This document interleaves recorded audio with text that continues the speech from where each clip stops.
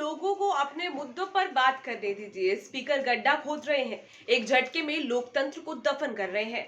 वह ऐसे दफन कर रहे हैं। ये सरकार डीएमके द्वारा लाई गई है। इस सरकार ने 3 का कर्ज लिया है और इस शासन में परियोजनाओं को कवर करने के बाद 3 साल में लाख करोड़ रुपए वे कहीं भी और हर जगह रिश्वत ले रहे हैं। तमिलनाडु की सभी चल रही परियोजनाओं का नाम कलाकार के नाम पर रखा गया है।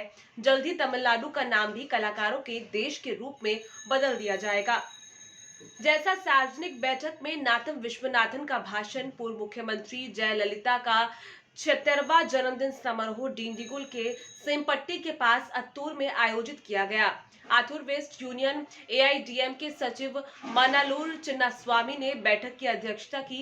बैठक में पूर्व मंत्री, उप महासचिव, डिंडीगुल पूर्वी जिला सचिव नाथम और विश्वनाथन ने विशेष आमंत्रित सदस्य के रूप में बैठक में भाग लिया और कहा कि द्रमुक सरकार और अन्ना द्रमुक द्वारा लाई गई योजनाएं छिपी हुई थी।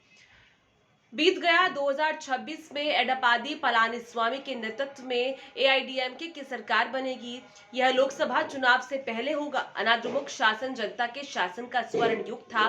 इस सरकार को छात्र छात्राओं की कोई परवाह नहीं है। विवाह भत्ते के लिए सोना रोक लिया गया है। छात्रों को दिए जाने वाले लैपटॉप बंद कर दिए गए। सिविल कार्य जो किसानों की आजीविका थे, रोक दिए गए। इससे किसान प्रभावित हो रहे हैं। महिलाओं को दिया गया स्कूटी परियोजना बंद कर दी गई। तमिलनाडु में चल रही सभी परियोजनाओं का नाम कलाकार के नाम पर रखा गया है। जल्द ही तमिलनाडु का नाम भी कलाकारों के देश के रूप में बदल दिया जाएगा। इस शासन में रिश्वतखोरी बड़े पैमाने पर है। यह एक भ्रष्ट सरकार है। डीएमके सरकार जिसने कहा था कि वह धीरे धीरे तमिलनाडु के 5 लाख करोड़ रुपए के कर्ज को कम कर देगी, 7,000 करोड़ रुपए का ब्याज दे रही है। आर्थिक स्थिति खराब है। डीएमके सरकार जिसने 500 से ऊपर का वादा किया था, कोई भी वादा पूरा नहीं किया गया। इस शासन में मूल्य वृद्धि, गृह कर, संपत्ति कर और बिजली दरों में वृद्धि की गई है।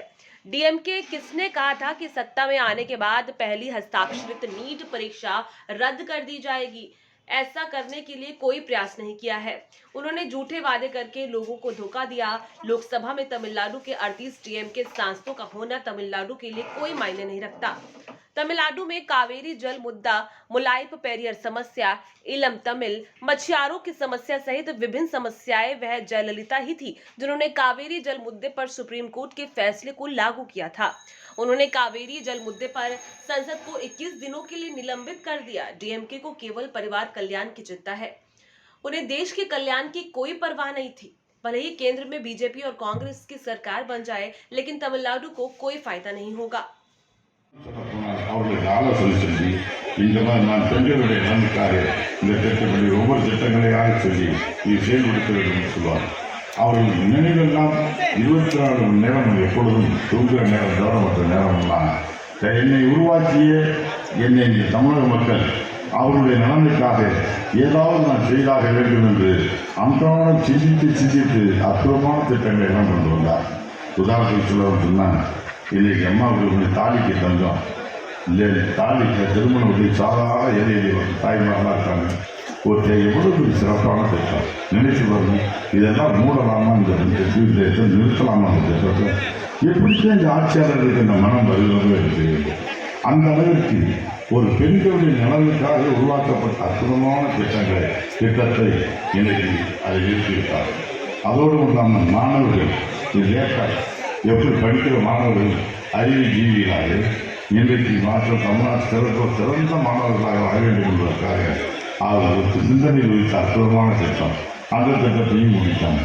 அதை கேட்டால் நாங்கள் அதுக்கு பிறகு புதுப்பிக்கின்ற ஏதோ ஒரு பெண் புதுமை பெண்கள் திட்டம் கொண்டு வந்திருக்கிறோம் சொல்லுவார். நான் சொல்லுவேன், ஒரு ஆட்சி இருக்கும்போது பல்வேறு விளக்கத்தை செய்வார்கள்.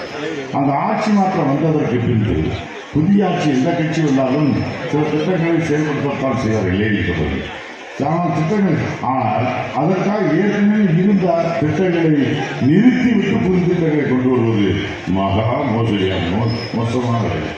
ஏற்கனவே நீங்கள் புது திட்டம் கொண்டு வருவதை நாங்கள் எதிர்க்கவில்லை. புதுமைப்பின் திட்டம் கொண்டு வராது. இன்னும் கூட அது இன்னொரு பேர் வைத்துக் கொண்டு வேறு திட்டங்களை கொண்டு வரும். அதை நாங்கள் எதிர்க்கவில்லை. ஏற்கனவே நடந்து கொண்டிருந்த திட்டங்களை எல்லாம் நிறுத்துவது ஏன் என்றுதான் நாங்கள் கேட்கிறோம். சட்டமன்றத்திலே இது பல்வேறு சந்தேகங்களிலே விவாதங்களிலே சொன்னாலும் அவர்கள் செவி கொடுப்பதே இல்லை. செயல்பட்டு இந்த சட்டமன்றம் என்ன மக்களுடைய பிரச்சனையிலே பேச வர்றாங்க. இங்கே ஒரு சபாநாயகர்கள் ஒரு அடியார்கள் சபாநாயகர் ஆசிரியர்கள் உட்கார்ந்துட்டு எனக்கு அந்த அளவுக்கு சபையை நடத்துவதற்கு ஒரு அராஜகவாதியாக ஒரு சர்வாதிகாரியாக சபையை நடத்தி ஜனநாயகத்தை இதை பால் பிடித்துக் கொண்டிருக்கிறார். சபாநாயகர்கள் சபையை நடத்தி விடாமல் ஜனநாயகத்தை குயிலோடு விதைத்துக் கொண்டிருக்கிறார் சொன்னால்